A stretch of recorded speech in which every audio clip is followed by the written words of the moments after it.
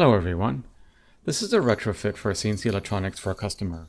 You're watching a little over 6 hours of work compressed into a little bit over 14 minutes. This is about how much time that goes into a simple CNC electronics retrofit and what is involved. The customer provided the electronics inside of an enclosure, and a VFD for a spindle, and a wireless pendant.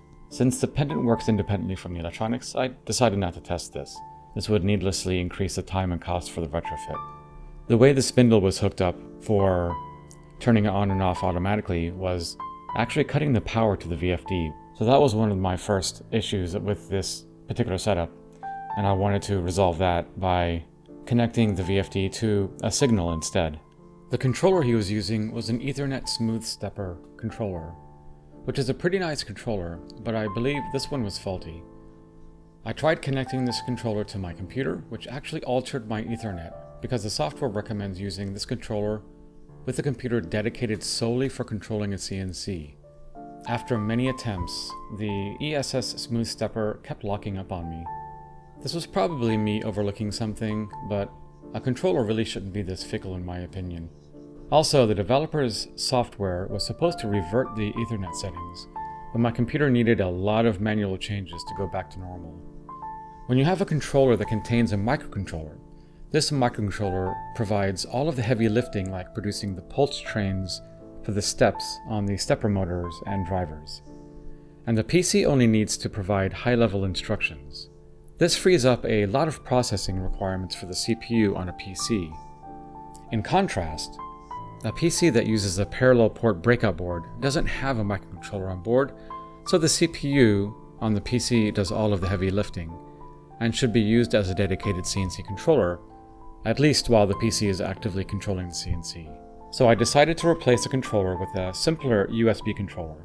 The customer did not want a controller with any more features than what is required for a typical 3-axis CNC router.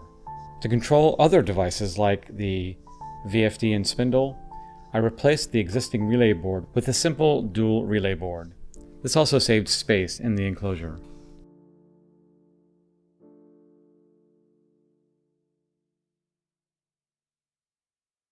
What I'm doing here is really just trying to understand what's going on in the box, like how everything is wired up, how the power supply is wired to the drivers.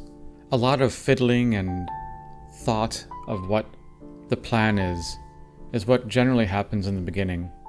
The toughest thing in this retrofit is where I'm going to be placing the components, like where the controller is going to be, where am I going to put the relay board and the extra power supply for powering the CNC controller, and generally just getting to know the whole thing with the wires and the components.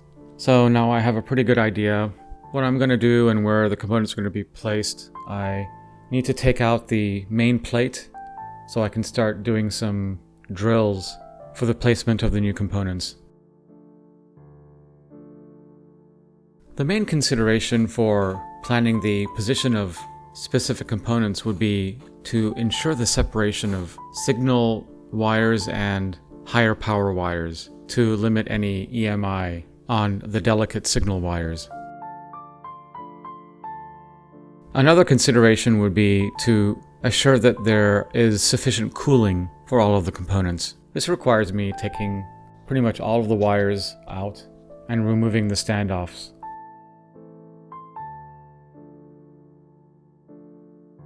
I like to try to reuse as much as possible, like the existing standoffs, so I do make that attempt to use them, but some of them didn't work out. To determine the hole placements for the components, I'll use a hole transfer tool, which puts a little divot in the metal so I can use that to align the drill bit. I use as much caution as I can to limit any metal shavings that go into other components. It was a bit difficult getting this plate in and out of this enclosure easily. You'll see that I'm putting the plate in and out, placing components to see how they fit. You'll also see that I use some tape to protect the drivers from the metal shavings from the drilling. This is where some of the standoffs didn't work because the holes in the relay board were just a little bit too small for the hardware that's used for these standoffs.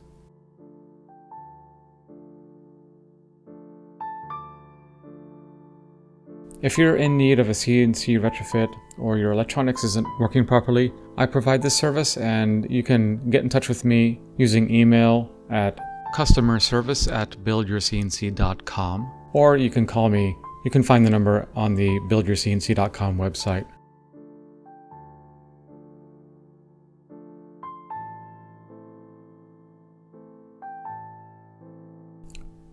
The rewiring of the components is deceptively time-consuming. Rewiring involves the preparation of the ends of each cable. So you have to strip the outer jacket of the cable, remove some of the shielding, strip the ends of each wire, and add the wire ferrules to the ends. Doing this with all of the connections seems to take forever. Using wire ferrules seems to be the most debated topic in my comments. The camp that feels that wire ferrules are bad argue that the installer can make a mistake with the size of the wire ferrule, causing the wire to come out of the wire ferrule. So you need to make sure that the wire ferrule is sized correctly for the gauge of wire. I generally just take a wire ferrule that looks too small for the wire gauge. I try to fit it on. If it slides on, I use it. And generally it will be very snug. If it's not able to slide on snugly, then I'll go with the wire ferrule that is the next size up. There isn't anything wrong with not using wire ferrules. So the camp that says to not use the wire ferrules is totally okay, because the NEC doesn't state that you absolutely need wire ferrules, since the terminals themselves is designed to use bare wire. The camp that states that you should only use wire ferrules argues that the connection is going to be better and that the stray wires or the stray strands from the stripped ends of the wire will not find its way into the next terminal. So I don't think it's really right or wrong to use ferrules. I'm using ferrules in most of my projects because I like the neatness that it offers, even though it takes a little bit more time to prepare the wires. I also think it looks a little bit more professional. At this point, I'm getting a little bit frustrated with the way that the plate is held inside of the enclosure. The enclosure uses a screw that enters from the bottom and then has a nut that keeps that screw from falling out of the enclosure. And then the plate goes on top of that and then another nut on top of the plate on those screws. But the problem is by fastening the screws onto the enclosure with the initial nut, requires that position to be perfect because the holes in the plate are the exact size of the screw's major diameter. So it's really difficult to get the plate on with all those 4 screws because the positions aren't going to be exact. So what I decided to do is create some spacers with HDPE. It's simple enough to just go to the lathe and create these at the same dimension of thickness. The reason you would need something between the enclosure and the plate is because there are screws at the bottom of the plate that if a spacer wasn't used, then you wouldn't be able to tighten down the 4 screws effectively.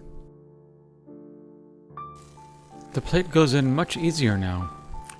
I mean, you still have to hold the screws in place while you put the plate in there, but it's much better. Now I'm wiring the drivers to the toroid power supply.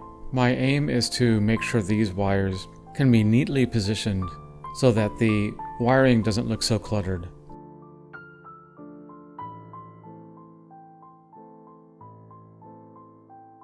By the way, that stripping tool that has a yellow handle on the right hand side is my favorite and has lasted me for more than 14 years. I found the same one on Amazon but has a red handle. That link along with other tool links will be in the description.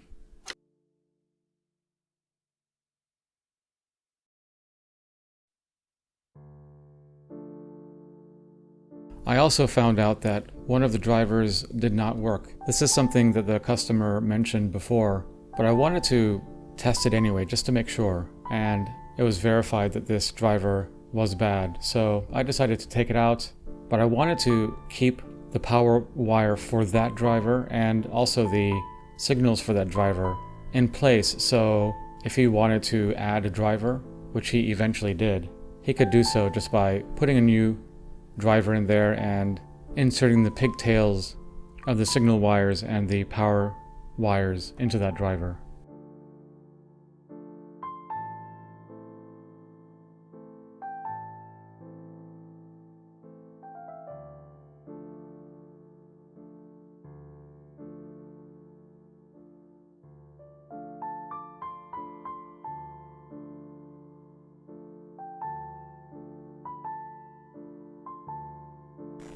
This power supply that they used, the toroid transformer power supply that was used, was a very tight fit, and it was kind of difficult to get to the terminals for the power.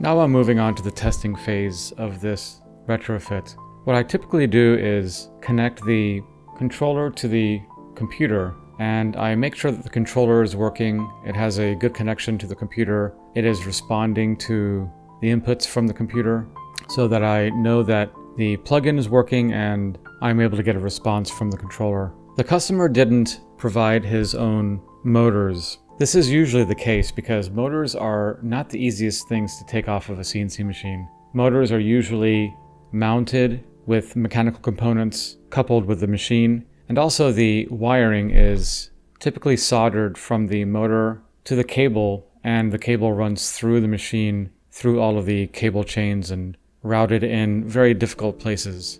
So I'm testing using the motors that I have in stock, so I can verify that these drivers are working. I'm also verifying that the outputs work and that the relays are functioning as expected. I'm using the relays to turn the spindle on and off using the external terminals of the VFD. I'm connecting power to the VFD so I can perform a test to make sure that the outputs from the CNC controller will stop the spindle. You don't need to have the spindle plugged into the VFD to determine whether this works. The VFD shows the frequency that it's running, and when you provide the code to start the spindle, you'll see the frequency ramp up, and when you enter the code to stop the spindle, you'll see the frequency ramp back down.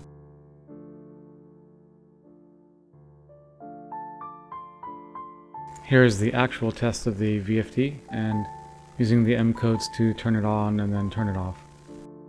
The final test that I'm doing is to test his probe.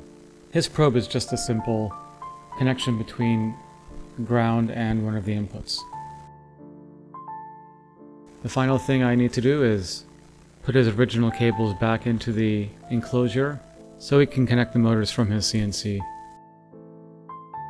The way this enclosure routed wires from the inside to the outside is using these standard strain relief type screws and nuts, like a bulkhead fitting, but each one of these were crammed with wires. I was able to reduce the wires going out of this enclosure significantly.